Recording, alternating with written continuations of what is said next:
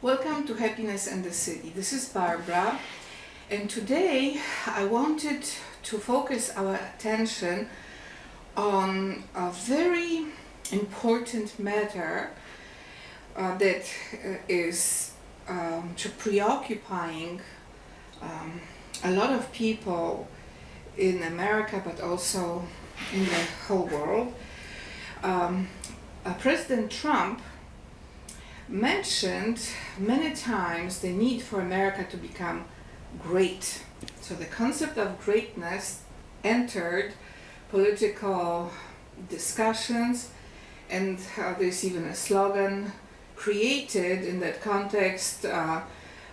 Many of you heard, or most of you heard, Make America Great Again slogan. So the concept of greatness became mainstream, and yet when you look around the media, when you look at the discussions on talk shows, on internet, virtually nobody talks about what it means to be great. And the concept of greatness is vitally connected with need for a standard of greatness. In other words, the measure of greatness. So we need to have a framework to discuss the contents and contexts of greatness, what it is that we desire as great. There is dictionary definition of greatness, you may check. There are many examples of great leaders who even got the name enhanced by the word great, like Catherine the Great, the Tsarina of Russia from the 18th century. There is greatness associated with evaluation of products. Some products are considered great, other products are considered junk. There are companies called great, and people's words and achievements in diverse industries is considered great. So there's a lot of application of the word great that we should really discuss in more sophisticated and calm ways. Let's look at Wikipedia and see how they define greatness. By the way, help Wikipedia. It's one of the literally greatest organizations on earth, because it created opportunity for us to learn 24 hours a day, 7 days a week at your own time and will, and it has a very high quality. So let's go to Wikipedia, and here we are, Wikipedia, and let's look at the concept of greatness. So here is Wikipedia and greatness. Okay, here it is. So we are learning about greatness from a great organization, Wikipedia. And this is how they define it. I'll show you on television. Greatness is a concept of a state of superiority affecting a person or object in a particular place or area. So you have a situation in which the word superiority is used in the context of affirming value of a person in a particular place or area. So this is a use of the word superiority in a positive way. So once again, greatness is a concept of a state of superiority affecting a person or object in a particular place or area. So we have here a situation in which we talk about superiority as a positive phenomenon, and it is a concept that is in direct contrast to the idea of inferiority or equality. So we need to add the healthy way of expressing greatness, in other words, superiority of a person or object in a particular place or area, in order to balance the limits of the concepts of equality or inferiority. Inferiority is undesirable concept, but if we have, for instance, a great telephone like iPhone X, and a person learns how to use this telephone, and it's unbelievably awesome, and then someone gives that person a very simple telephone from like 15 years ago, you know that you are dealing with superiority over inferiority. Now coming back to the concept of equality. Equality is a concept that is applicable to certain situations, but has limits. Because, for instance, two inferior telephones can be equal to each other. So they're equal, but they are not superior to each other like a much high quality telephone would be. So you see, the logic here shows you the limits of using only concept of equality. What we need today in the world is peace and right order around confusion connected with limits of a lot of evaluation just to the question of equality, and then forcing people or places from positions of superiority and inferiority to that place of equality, but then we don't have the classification of what is excellent and what is junk.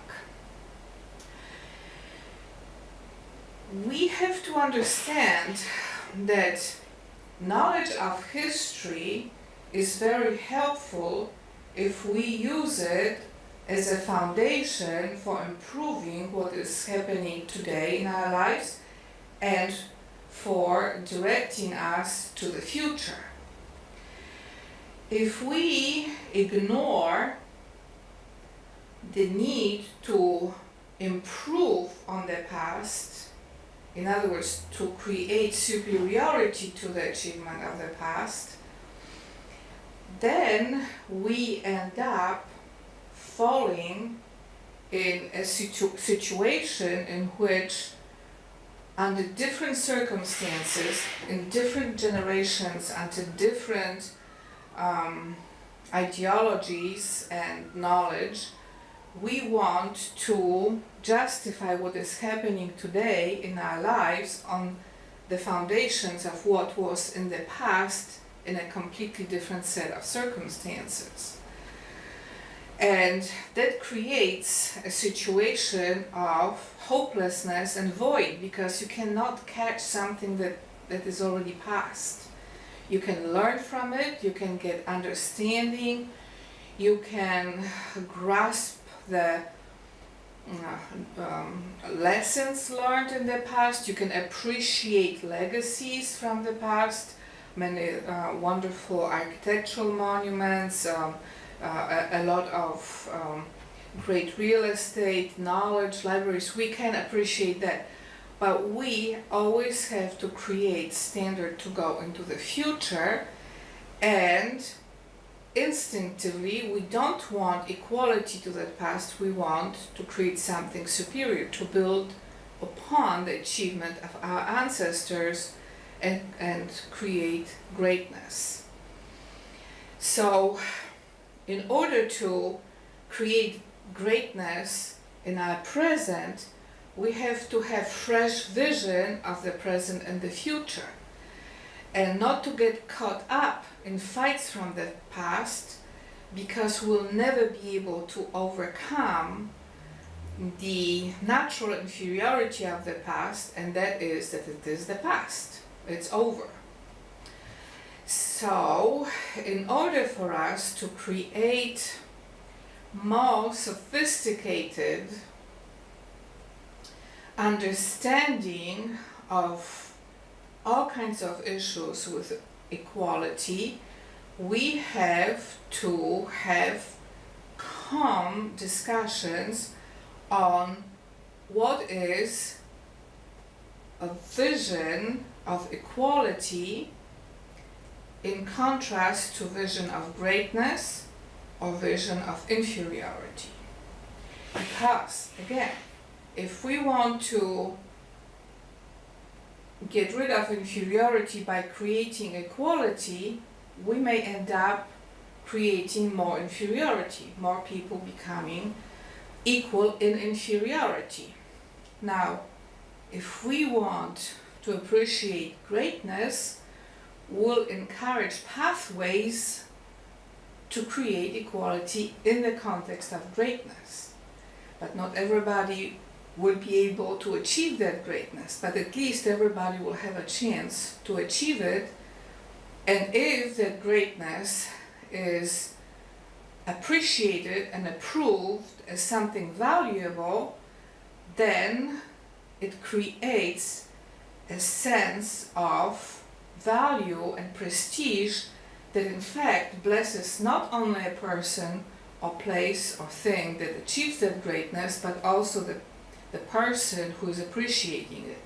And one of my favorite examples is in those amazing smartphones we have from Google, from Apple, from Samsung, other places that are so much more superior to what we used to have. That superiority of technological achievement created opportunities of equal access to that superiority. But that superiority would not exist if we only wanted everything on the terms of equality. So we have to become more sophisticated in our discussions about those very important topics, because forcing equality without sophisticated knowledge about complexities created by achievement or neglect. A lot of inferiority is caused because somebody doesn't really want to focus on creating something great and just settles for something inferior. Wikipedia is an excellent organization, superior to places that ignore value of knowledge. The entire internet is an amazing organization. By creating greatness of technological access, it provided equal access to everybody. So greatness became a marketplace and technological opportunity for everybody to enjoy it. So greatness and equality here appeared in an amazing way that created pathways from equality to greatness and from greatness to equality. So we have to be very sophisticated in the way we deal with those three concepts: greatness, superiority, equality, inferiority. And that applies to all places, all people, and also it creates an opportunity for us to become very complex in the way we evaluate people, because many people have greatness in certain areas of their lives and inferiority in other areas. And by having this very intelligent way of approaching achievement, we deal with diverse situations and people with a spirit of wisdom. And today, more than anything, we need spirit of wisdom, because I've seen some situations in which people destroy an organization over desire for equality, but then they also destroy any opportunities to transform that organization into greatness that would house that equality and then raise it to greatness. I grew up in a very traditional focus in education, and that traditional focus appreciated greatness. Since kindergarten days, I was taught to emulate people like King David, like Jesus Christ of Nazareth, the great leader of Christianity, Son God. Great writers, great musicians, great architects, singers. This was something that was so important in the families and the houses I grew up with, that it was constantly enhanced to all of us, and we were taught excellence in interacting with each other, and excellence with thinking about life and our projects. And this was not only around matters of education, but also work. For instance, my grandmother, when she taught me how to pasture cows, she taught me to do it in an excellent way, so that they are happy animals, that they get what they need, water, food, that they just are treated in a respectful way. So I could have learned to just ignore them or beat them up, but instead I was singing to them, I just quietly shepherded them, and that was an education of excellence in the treatment of animals. We can be taught excellence in the treatment of each other. And today we need that. We need that concept of excellence in our workplaces, in the governments, in international relationships. We need to come back to that concept of excellence. Every country on earth has tradition of excellence. There is no tribe or no country on earth that hasn't been connected to it one way or another. So this is something that all nations, all tribes, all people of the world share. And the equality is in the experience and desirability to achieve that excellence, not in the processes that would destroy it and make everything inferior and undesirable. Today there is a very awesome story from Paris. Somebody decided to attract customers to the store and cut the price of Nutella, which is a very excellent spread for all kinds of sandwiches and addition to many dishes, and people flocked the store and started fighting for it. In the meantime, some other things were sold cheaply and no one was interested.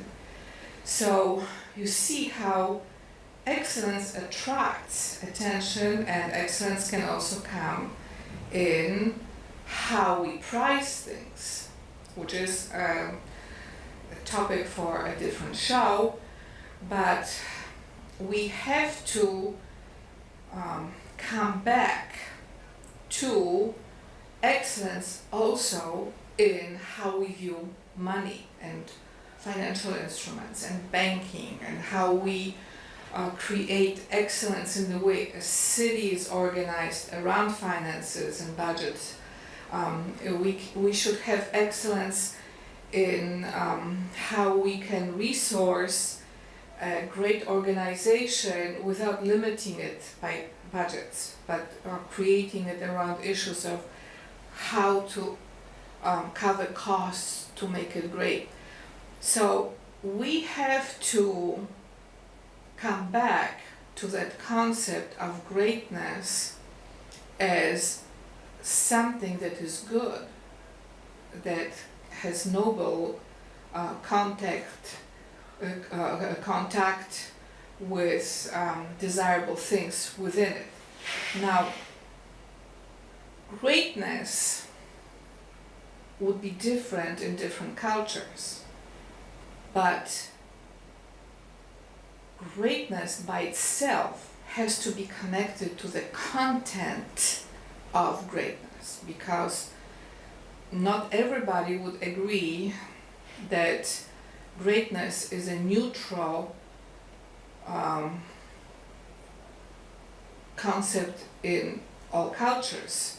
Some cultures consider great to be what other cultures would despise. So we have to have more understanding and more ordering in this area and more peace in this area. So in closing, I'll connect the need to have vision of peace with sophistication of vision of greatness that would counterbalance the desires of everybody to be equal and the wishes of everybody to avoid inferiority. So we have to learn how to look at the present and then the future with aim to create excellence. And we need to slowly let go of the conflicts from the past that, if carried into the future, would prevent excellence, and they would then create more strife and more unhappiness and inferiority. So I encourage you to think about the content of greatness, vision of greatness. How would you envision greatness of America? How would you envision greatness of the world? Greatness of Russia, greatness of Poland, greatness of other countries? How would you envision greatness of peace in the Middle East? How would you envision greatness of peace in Asia, in Africa? So this is a fascinating way of thinking about the future, and I think it's a much healthier way to deal with current inferiorities. And when we realize that everybody on earth has a pathway to greatness because we are all in the image of God, And that pathway would be different, and the greatness would be different in every person and place, but we all can strive to create that achievement, to create that beauty. And this is what I encourage you to do. Stop that search for negativity, failures. Focus attention on search for what is noble, what is good, what is beautiful, what is sublime, what is majestic, what is healthy, what is loving. And when you focus your attention in that direction, those things will start showing up, and we'll have a great